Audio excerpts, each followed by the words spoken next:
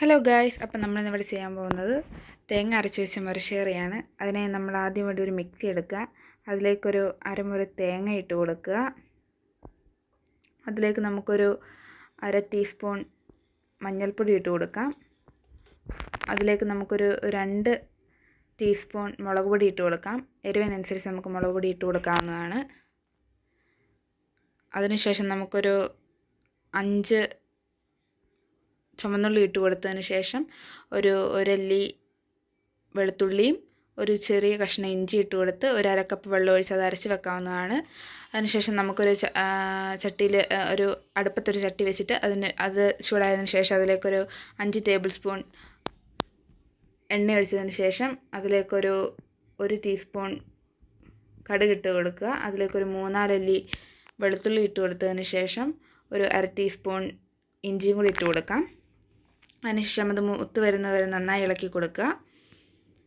നന്നായി തന്നെ ഇളക്കി കൊടുക്കുക. അതൊരു ബ്രൗണിഷ് അത് മൂത്ത് എന്ന് തോന്നിക്കഴിയുമ്പോൾ അതിലേക്ക് നമുക്കൊരു 50 ഗ്രാം ഉള്ളി ഇട്ട് കൊടുക്കാം. ഉള്ളി നന്നായി മൂപ്പിച്ചെടുക്കുക. അതും ഒരു റെഡിഷ് ബ്രൗൺ കളറായി കഴിയുമ്പോൾ നന്നായി മൂപ്പിച്ചെടുത്ത് കൊടുക്കണം. അത് വീഡിയോ കാണുന്ന പോലെ നന്നായി തന്നെ ചെയ്ത് കൊടുക്കുക. അതിനുശേഷം നമുക്ക് അതിലേക്കൊരു 2 തണ്ട് കറിവേപ്പില ഇട്ട് കൊടുക്കാവുന്നതാണ്. കറിവേപ്പില നമുക്ക് നന്നായി ഇളക്കി കൊടുക്കുക.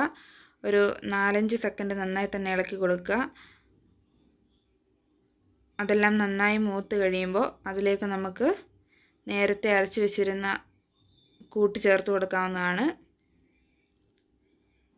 നന്നായി തന്നെ പേസ്റ്റ് ആയിരിക്കണം. ചേർത്ത് കൊടുക്കുക. അതിനുശേഷം അത് നന്നായി ഇളക്കി കൊടുക്കുക.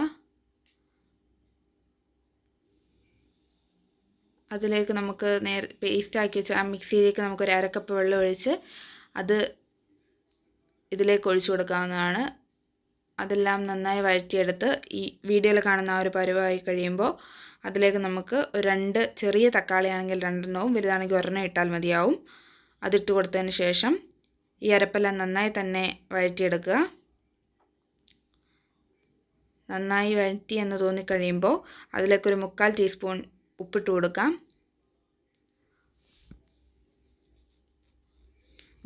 ഉപ്പിട്ടതിന് ശേഷം അതിലേക്കൊരു 3 കഷ്ണം കുടംപുളി ഇട്ട് കൊടുക്കാം. തക്കാളി ഇട്ടതിനാണ് ഇത്രയും കുറവിടുന്നത്. അത് നന്നായി ഇളക്കി കൊടുക്കുക. ഇളക്കി കൊടുത്തതിന് ശേഷം നമുക്കൊരു 1 കപ്പ് വെള്ളം ഒഴിച്ചത് നീട്ടിയെടുക്കാവുന്നതാണ്. അങ്ങനെ നന്നായി നീട്ടിയെടുക്കുക. ഈ അരപ്പെല്ലാം നന്നായി തന്നെ നമുക്ക് ഇളക്കി കൊടുക്കാം. അത് നന്നായി തിളച്ച് ഒരു 10 മിനിറ്റ് ഹൈ ഫ്ലെയിമിലിട്ട് നന്നായി തിളപ്പിച്ചെടുക്കുക.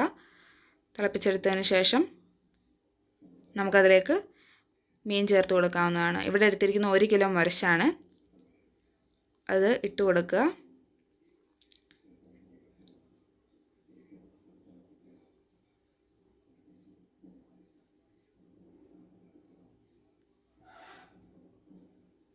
മീൻ ഇട്ടതിന് ശേഷം നമുക്ക് നന്നായി അത് ഇളക്കി കൊടുത്ത് ഗ്രേവി അതിലേക്ക് യോജിപ്പിക്കാവുന്നതാണ്.